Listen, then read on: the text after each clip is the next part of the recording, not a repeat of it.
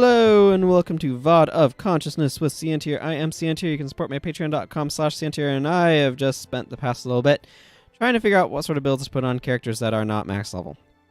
So let's enter this mission and get going. And hopefully things go alright.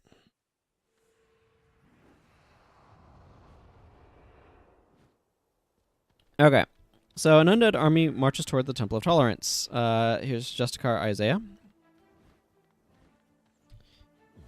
And we need to do something about some of this stuff. Ooh. So one of the things I decided to do, because I have a ton of physical attackers, is I have Judge's Insight on Serenium. Judge's Insight makes us deal holy damage, which is doubled against undead. It also gives us some armor penetration. That's less important to me. She is less out-and-out destructive. I mean, Rodgorse is still really powerful, don't get me wrong. But should be fine.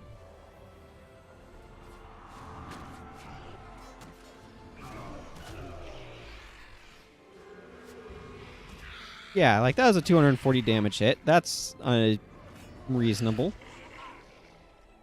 Get rid of this conditions. Stuff here. Make our way through some undead.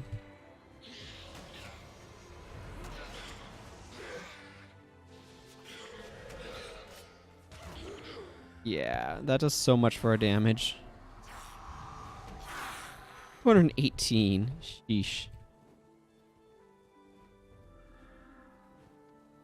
You can see why I'd want to use it.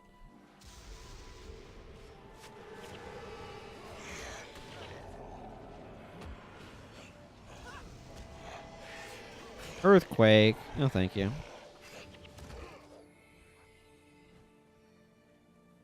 Okay. So our first stop in this particular mission, which I think I'm going to take a screenshot right there, is right here. It is this village of Hakewood. We need to clear out the undead from it. Shouldn't be too big of a deal. Especially when we get Judge's Insight on us and we're hitting for a bunch more damage. It's a little more than double, actually, because it is decreasing their armor by 20%. Which does mean that it's going to hit a little bit additional harder. There can be a lot of complication with some of that, too. For example, changing us to holy damage means that we're probably going to deal significantly more damage to warriors. They have plus armor against physical damage, but holy damage isn't physical damage. It's holy, obviously. So that means that our doing physical damage will hit harder. Our dealing holy damage will hit harder against warriors because it will bypass that 20 plus 20% armor penetration on top of that. Of course, against these undead, it's also being doubled, so.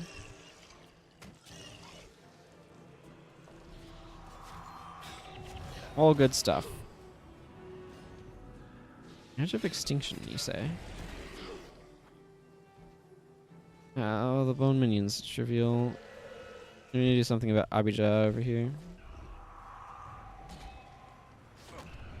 Like, completely wreck him. You can see how tanky he is. So, his brother's a White Mantle Guard, but he will give us a bonus to deliver the village's offering intact to the statue of Melandru. Not going to do that because that requires me to carry it a very long way. And he says, "You saved my life, thank you. Most of the White Mantle don't understand the old traditions, but you seem different. There is a small offering out behind Hakewood in our ruined farmhouse. Just follow the path out back and get there. Could you take it to our local statue of Melandru? Be careful not to drop it." And it's that last part, like, you cannot set it down to fight or anything.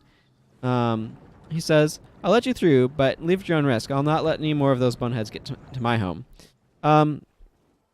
So we can. The bonus is to collect the offering and take it to this shrine of Melandru, or statue of Melandru. The issue with doing that is that would completely negate my ability to fight. In so much as I wouldn't, like, my pet could still attack, but I would not have the ability to attack things because I would have to hold it and I cannot set it down. So that's just a gigantic pain in the rear end. It is not worth it to me to do that. So I'm not going to. Simple as that.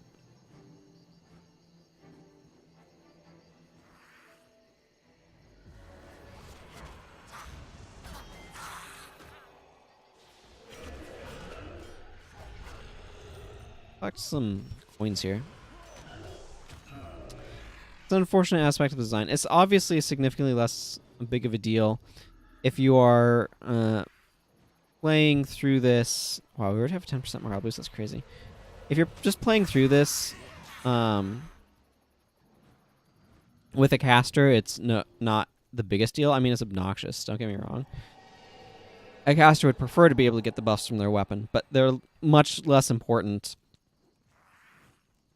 Your weapon is less important to a caster's function than it is to a physical attacker's function, for obvious reasons. So, if I was a caster, I'd potentially consider taking on the quest, or on the bonus, but without being a caster, it's just not worth it. It's just too crippling to my ability to function. Of course, we've been here before on my Paragon when we were Carmen Angelus. It's up. There's something up that way, I think. But we were here before when we were doing the Temple of the Intolerant and taking out Coral the Malignant, if I remember correctly. But that was a while ago. You'll be able to see what it's like on this end. Hi, grasping ghouls.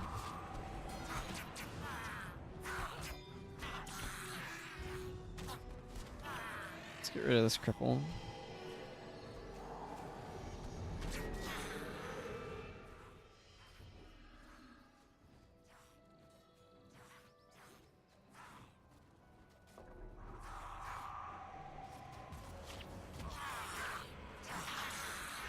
Ooh, bunch of glittering dust, you say? Don't mind if I do. So most of this is just going to be us sitting at the top of this thing and wondering when enemies are going to show up. Since a lot of the Prophecy's defense missions were a lot more intimidating back in the day of pugs than they are these days, I feel like in part the missions may have just gotten nerfed. Like, just straight up got nerfed. But I think also just, like, using competent builds and just being better at the game has impacted things as well. Hello, I wish our meeting could be under different conditions, but now we must fight. So, we need to protect Confessor Dorian from the undead. You didn't see this guy in the war in Kryta because he was dead already. Simple as that.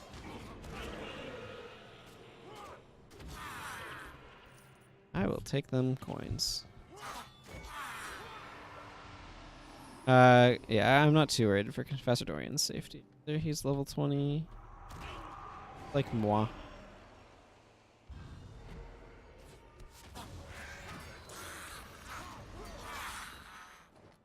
I wish there's more going on with this, but this is really about all there is to it. It's just like fight enough undead, eventually Dynus shows up.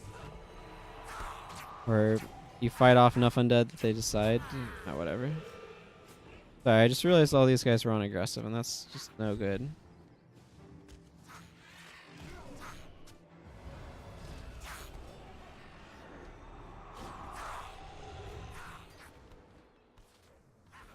I don't typically like aggressive.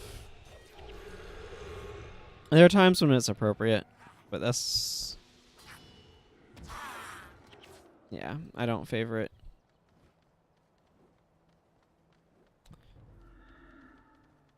I'm hoping if I go down this way and like clear out some of these mobs, I can speed up this defense mission so I'm not spending as much time. I'm going to definitely keep an eye on Confessor Dorian there, though. So I don't want him to like start dying in the middle of my attempting to speed this up. Because I don't want to repeat anything I've just done. Not that I've done that much, but... principle of the thing, you know? They come at us from all sides. Confessor Dorian You don't seem to be in trouble, especially. But your men clearly are.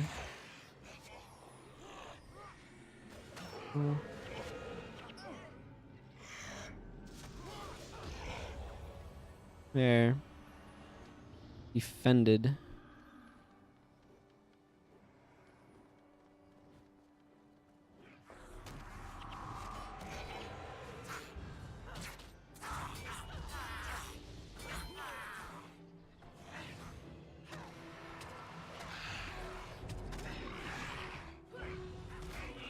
Man, I hit really hard even without the enchantment on me. Enchantment just adds to the ridiculousness of it.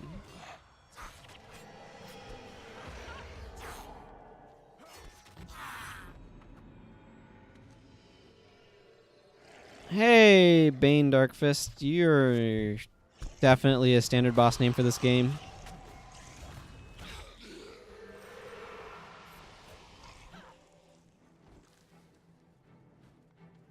When they come, we form a circle, backs to each other, the Shrine of Mending. This Shrine of Mending, it's literally just mending, plus 3 health regen to all non-undead. Very useful. Kinda unimportant.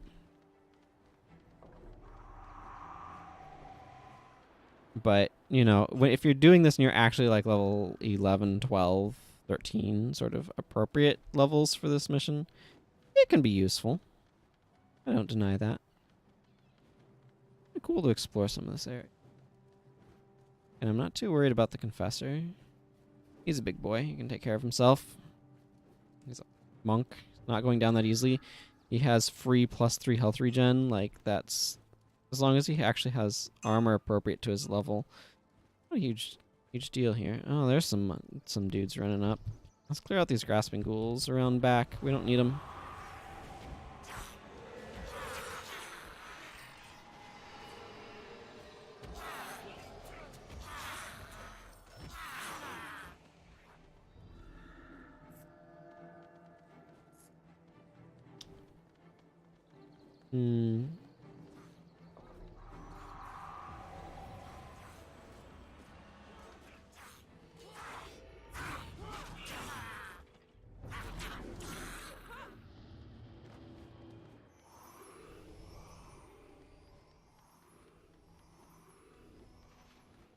I do enjoy myself some water. Ooh, bones. I like bones. They're a crafting material.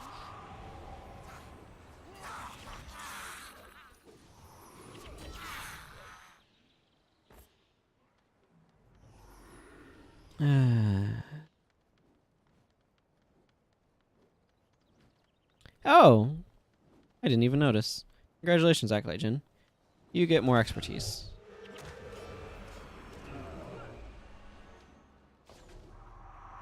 These guys are rather single-minded in their attempts to pursue the fighting the Confessor.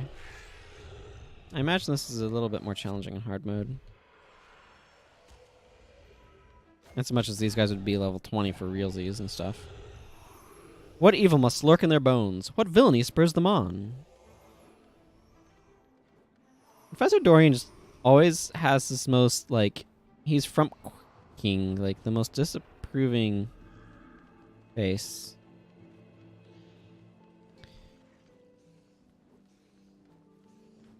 Excuse me. Excuse me. I found a horde of undead. I'd like to purge it.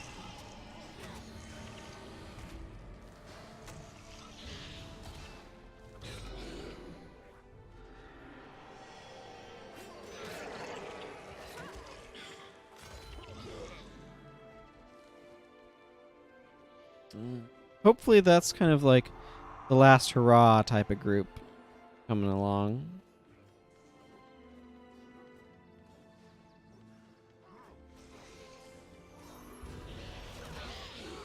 Make him explode. Make him explode.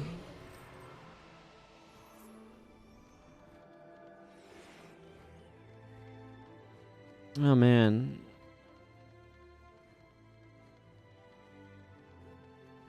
You guys are just so non-threatening.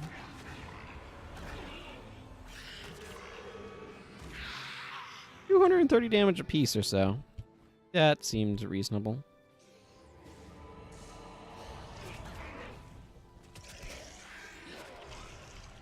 Wow. Get rid of this condition, shall we? Where do you think you're going, Ziad, Soul Reaper?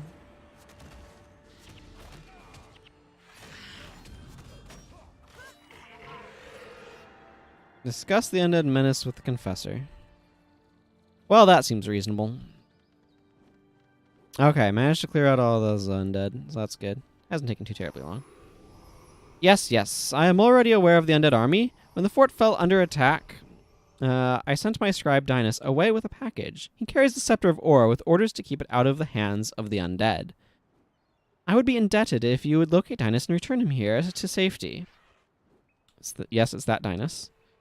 Dinas, whatever. He who is looking forward to getting out of the ridiculous outfit. He's just over that way.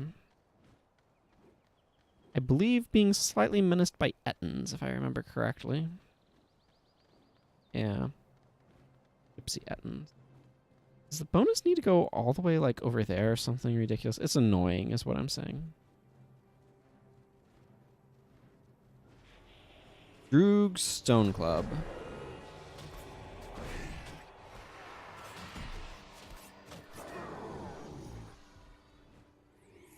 Wonder how well Zenmai's somewhat improvised build is working.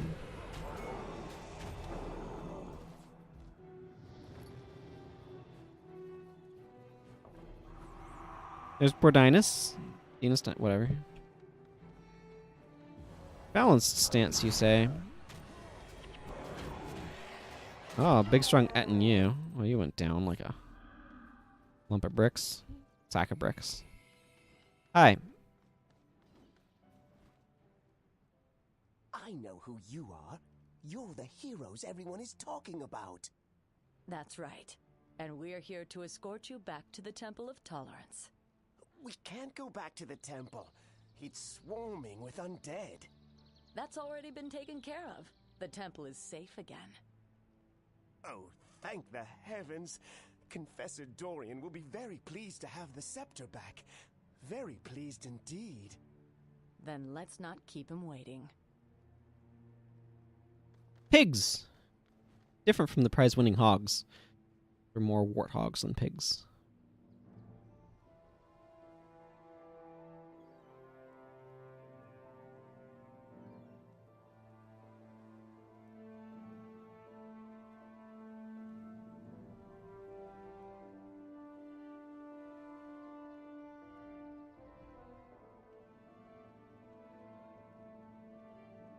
Step forward.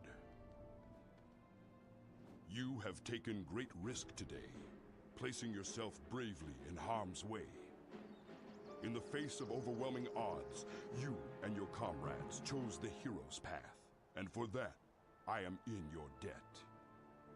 For your service to the White Mantle, it is my great pleasure to induct you into our organization and bestow upon you the title of Knight of the Mantle. My pet is knighted as a mantle. Arise, Knight of the Mantle, and join your brothers in arms. Remember, at this point in time, we thought the White Mantle were the good guys. A little we knew.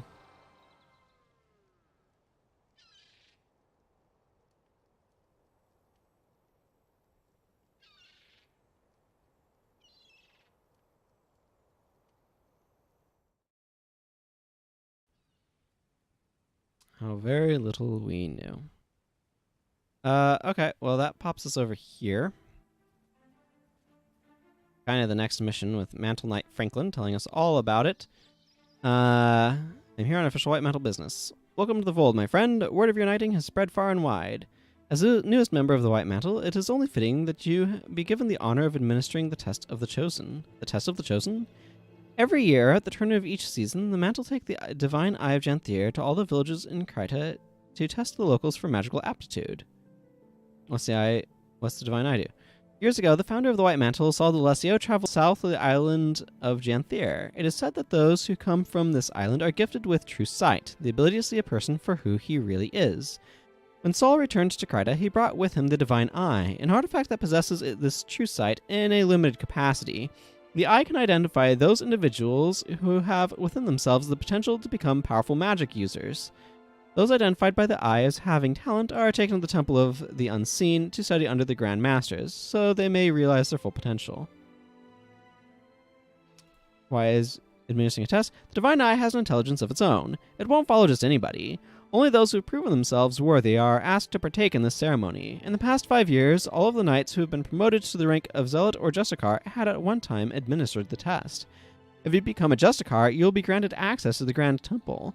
I'm told the great libraries alone are worth it. Just think of all the things you could learn. But you'd also get to take your pick of the artifacts in the White Mantle Armory. And of course, you'd be able to meet the Grandmasters. What must I do? Today is the summer solstice. The sun has reached its apex, and Justicar Hablion has gone to Shaemore to prepare for the tests. Catch up with him there, and he will help you acquire the Divine Eye. I'm off to Shaemore then. Congratulations, I'm sure you will go far in the White Mantle. Who knows, maybe someday you too will be a Justicar. See, you know, we can see some of the positive sides of the White. Oh my goodness, my inventory is full of garbage. I'm gonna just pull these things over here. And you can see that this teleports us from basically here all the way up to here. So all of this zone, we just like skip right over. Which won't do at all. But I want to kind of end this properly. Costume maker over here.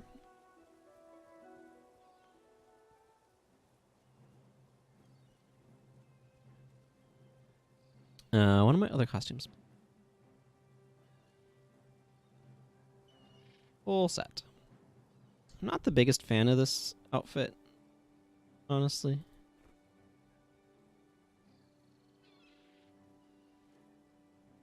In part, I don't like the heels. But we'll wear it for now. Represent ourselves as a member of the White Mantle. Since that's kind of technically what we're at the moment. Yeah, this is random quest. I will take it. I will take your quest, sir. Gives us this strong box. Anyway, that's going to go ahead and wrap up this episode. So next time, I'm probably going to do some random questing in the area for skills. And until then, everyone, take care. And goodbye.